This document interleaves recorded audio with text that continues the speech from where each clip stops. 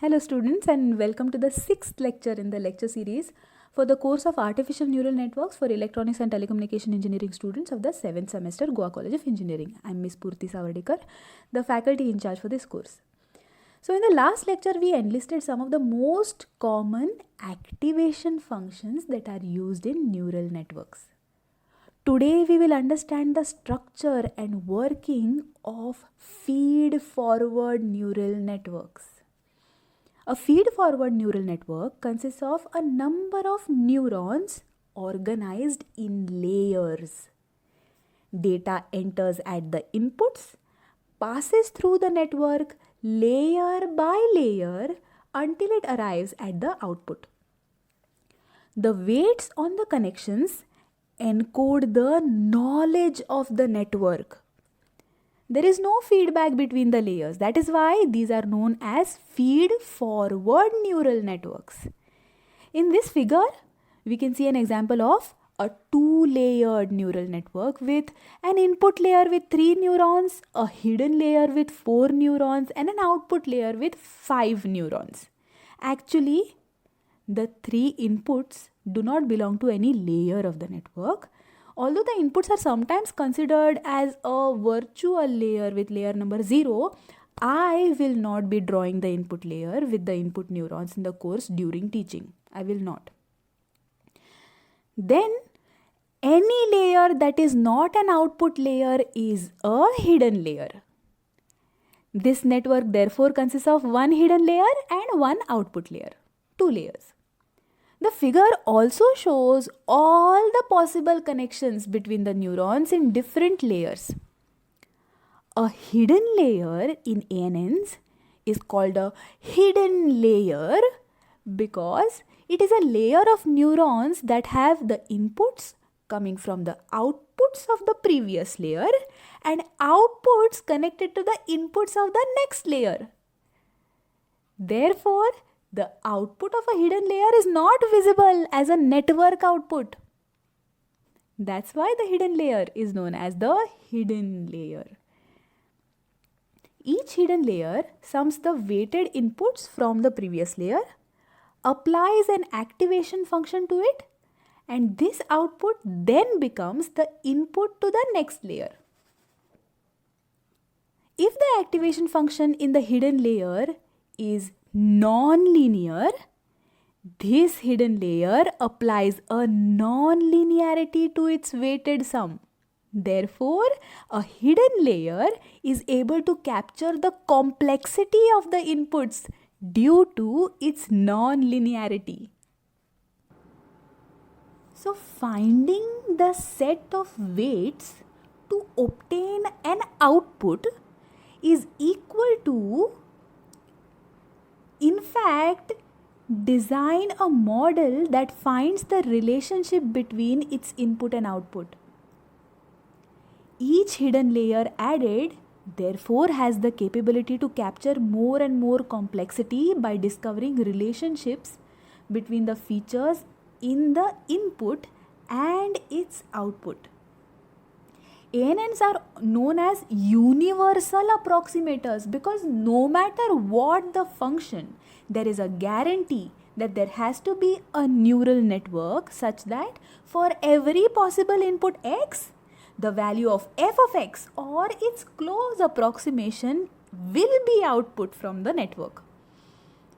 Let us now try to understand the working of a feed-forward network with the help of an example. So let us look at the first problem. The statement is, consider the given feed-forward neural network, this one, with bipolar binary neurons. Bipolar binary means step function with the two limits -1 and 1.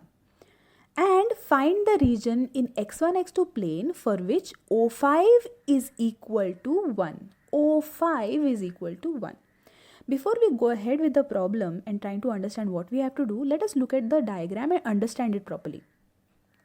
In the diagram, we have an input layer which is not really considered as a layer. We have one hidden layer and one output layer. So in the hidden layer, we have 4 neurons. In the output layer, we have 1 neuron.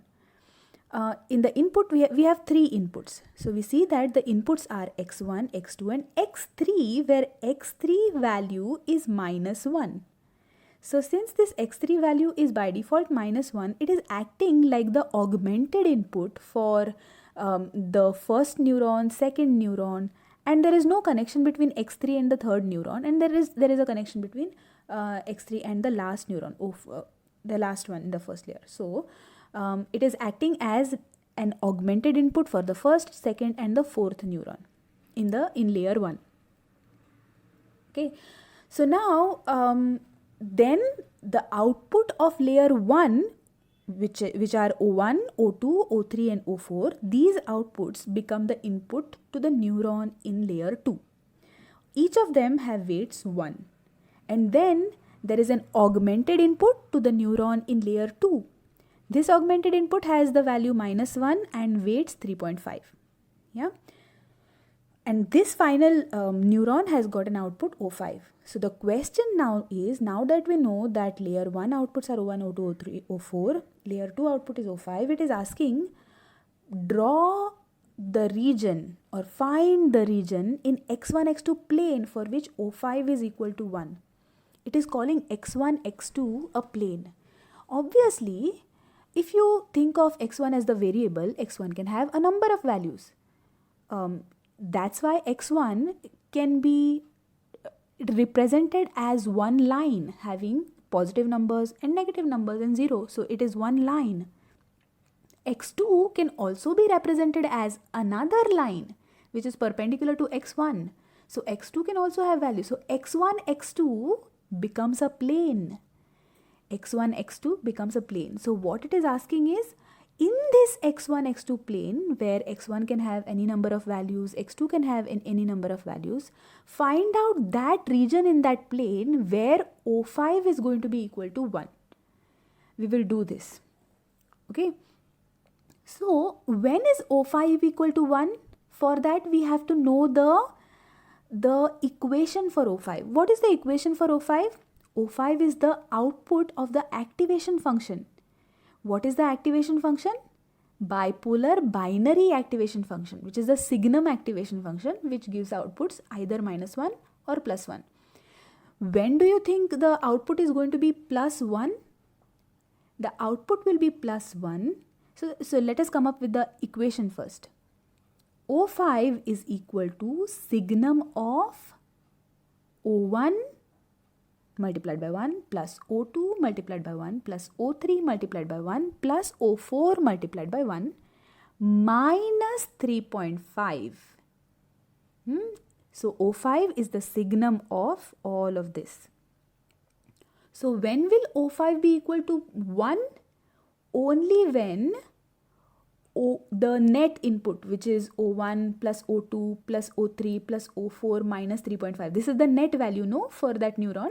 So when the net value becomes greater than equal to 0, then only the output O5 will be equal to 1. So these O1, O2, O3, O4 minus 3.5 has to be greater than 0.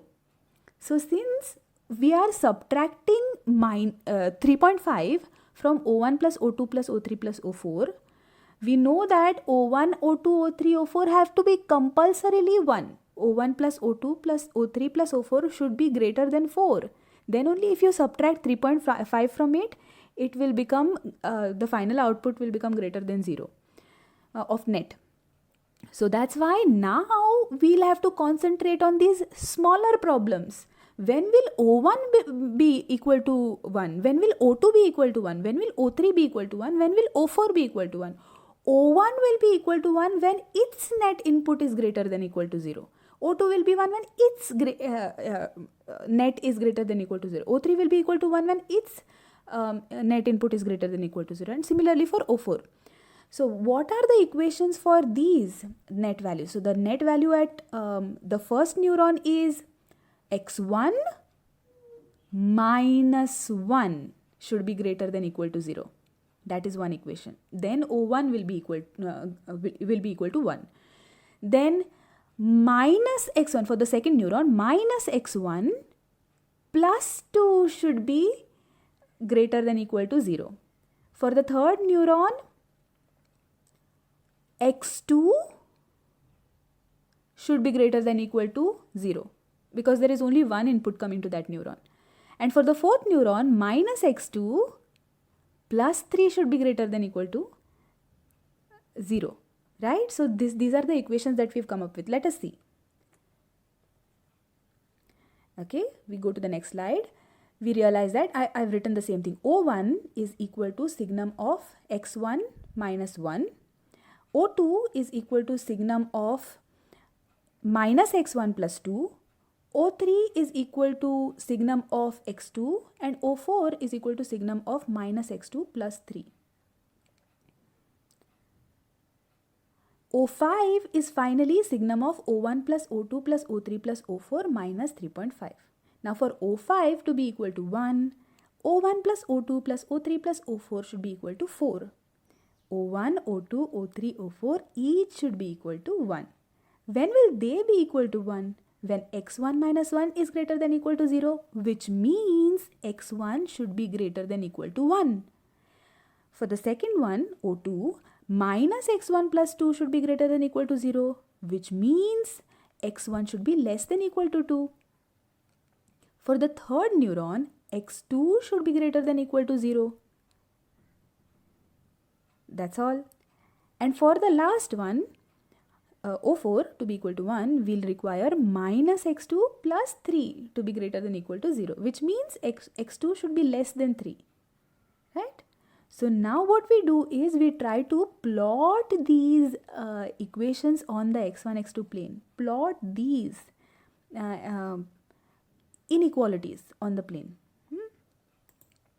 So if you look at the plane, the first equation that we plot is x1 should be greater than equal to 1. x1 should be greater than equal to 1. So x1 should be always greater than equal to 1.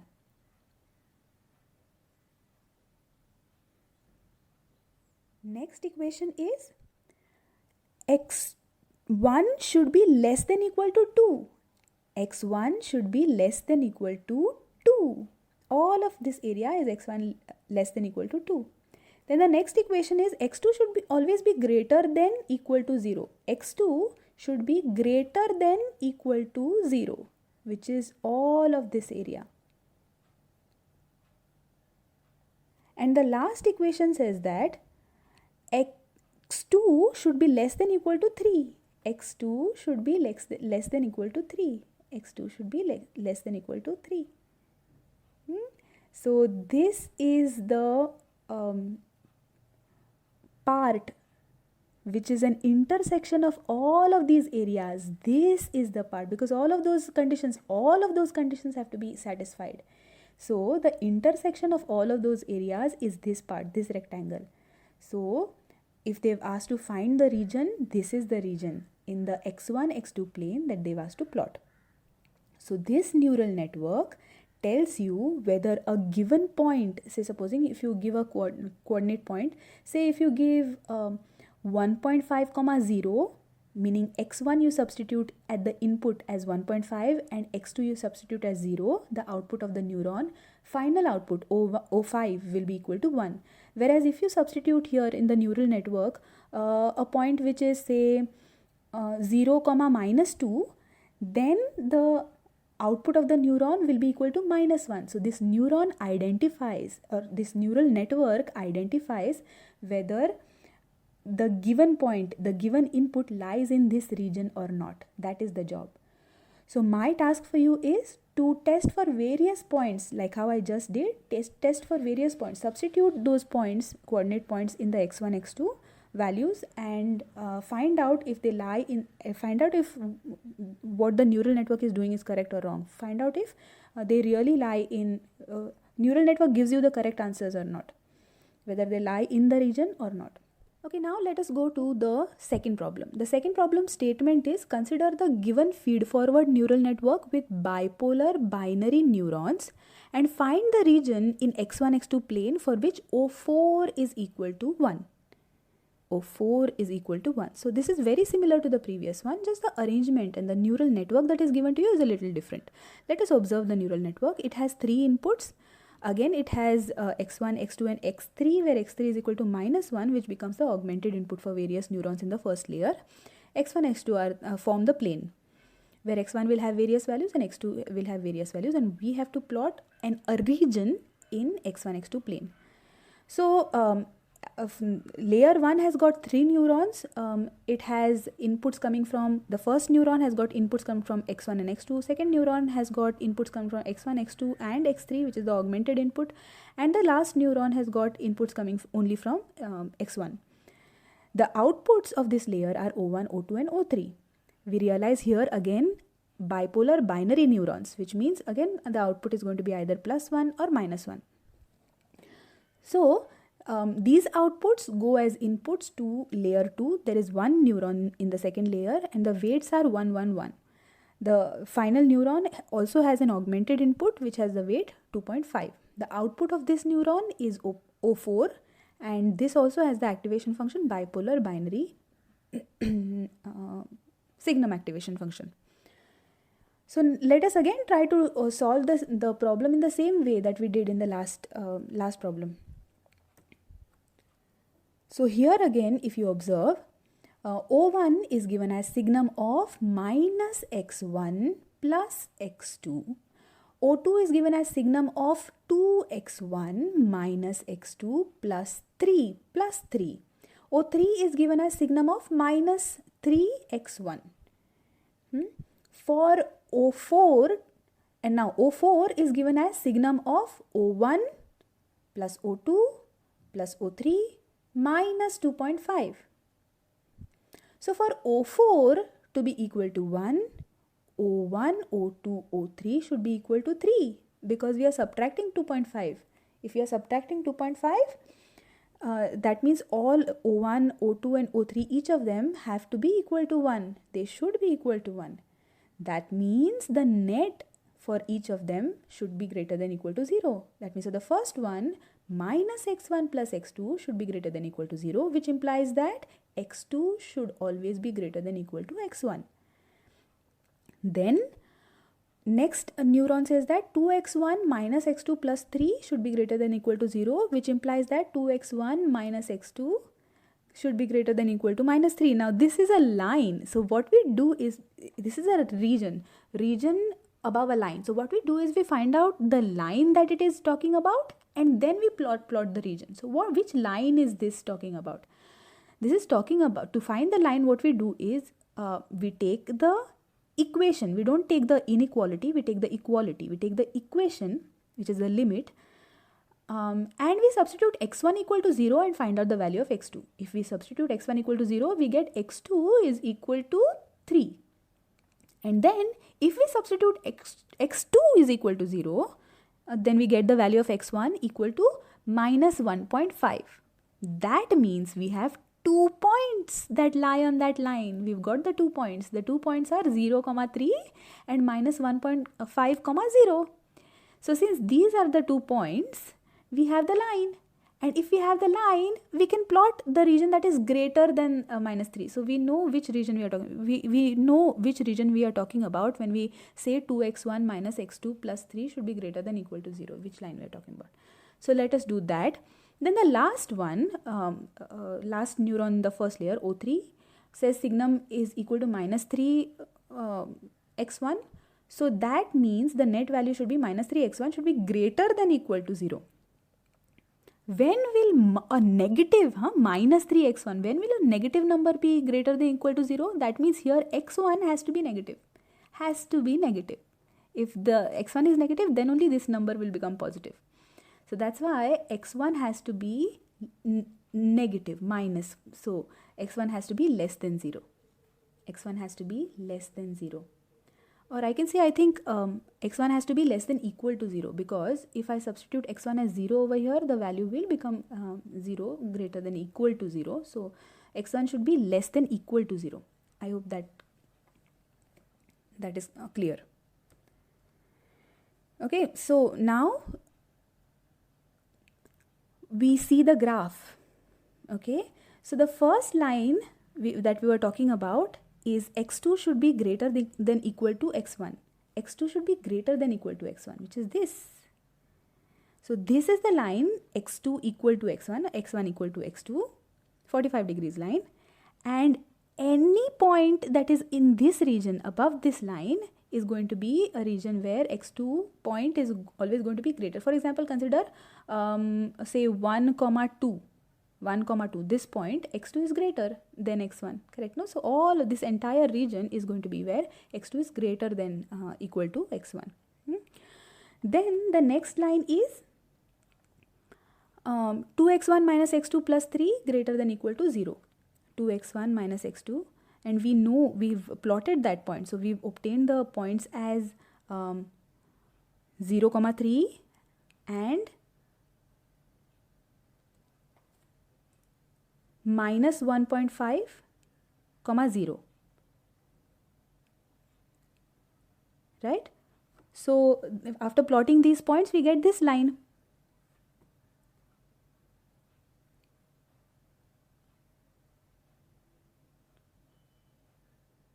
So then let us consider this line, and we have given it a direction. Is that direction correct? We just have to first find out and confirm if that direction is correct. I can write this equation as 2x1 minus x2 greater than equal to minus 3. That is the equation that we have obtained. 2x1 minus x2 greater than equal to minus 3. If the direction that we have given is correct, then that equation should be satisfied, right? So say assume the point which is in the direction that we have taken. So say assume 0, 0 because it lies in that region that we have marked. Does 0, 0 satisfy that equation? We will substitute 0 in x1 and 0 in x2 and we'll see if that direction is correct. So if I substitute 0 in x1, it will be 2 into 0, 0 minus x2, 0. So 0 minus 0 is going to give me a number. Is that number greater than equal to minus 3? Is 0 greater than equal to minus 3? Yes, it is. So yeah, the equation is being satisfied. Now on the other hand, let us consider a point which is on the other side. If say supposing we had considered that direction as the right direction, we would have been able to verify. So let us assume minus 2, 0 as the point which is there. If supposing we had marked the other direction as the right direction, minus 2, 0. Let us substitute minus 2 as x1 and 0 as x2. Minus 2, then it will become minus 4 minus 0, which is minus 4. Is minus 4 greater than equal to minus 3? No. So that means minus 2, 0 does not lie in the region that line is talking about. 0, 0 lies in that direction. That's why this direction is the correct direction. Okay. Yes. So now the next line that we are talking about is x1 less than 0. x1 less than 0. x1 less than 0. Oh, so we are talking about this line and x1 less than 0. That means this is the region that we are talking about. This is the region that we are talking about. Very nice. So we have understood which region neural network talks about and which region that it is trying to plot, and when O4, at what region O4 will give you the output 1. Now test this for various points just like how we did in the last problem. Thank you very much. So I hope everybody has understood the problems that we solved today. I will request everyone to write down these problems on their notebooks, draw the graphs to scale using a ruler, if possible on a graph page, otherwise your own notebook is sufficient, but in the examinations, if possible, please draw on a graph page to scale. These kind of questions come in the exams. If there are any difficulties, let us meet now in the Google Meet after this lecture. See you. Thank you. Bye.